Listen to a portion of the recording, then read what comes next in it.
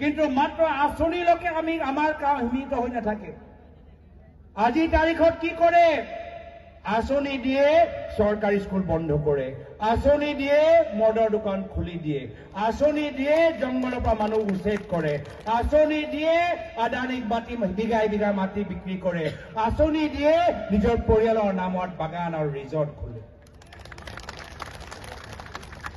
আঁচনি আমাৰ দিনতো থাকিব, কিন্তু আমি আঁচনি লৈ আমি চৰকাৰী স্কুল খুলিম। আমি আঁচনি দিম আৰু লগতে হস্পিটেলৰ ভিতৰত ডক্টৰ থাকে তাৰ ব্যৱস্থা আমি কৰিম।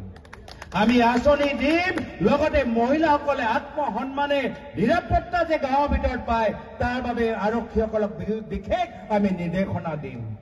আমি আঁচনিৰ লগত আমাৰ বিদ্যাধৰ বৰা লাইন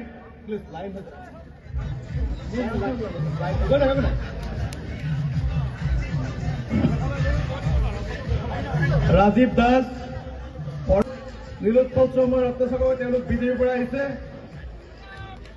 আমাৰ ভাৰতীয় ইণ্ডিয়ান আৰ্মিৰ পৰা ৰিটায়াৰ কৰি পেলাই আমাৰ জইন কৰিছে যুগল চমুৱা। পশ্চিম দফাগান অহা তেখেত ৰাধাকান্ত কুম্বা কলকাতাৰ পৰা আহিছে।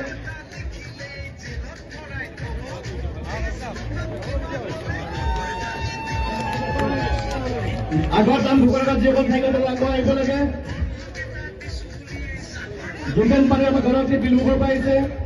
অৰক পাটিল আমাৰ গণশক্তি সদস্য বিলমুখৰ পৰা আহিছে। আমাৰ বিলমুখৰ গণশক্তিৰ পৰা কোমল পাটিল আহিছে। যোগেশ্বৰ দলে আমাৰ গণশক্তি সদস্য আহিছে।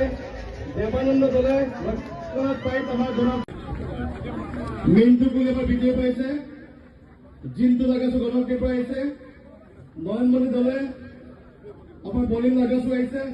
মফিজ দলে গংগেশ্বৰ দলে ৰাজা ছোৱালী টিএমপিৰ পৰা আহিছে।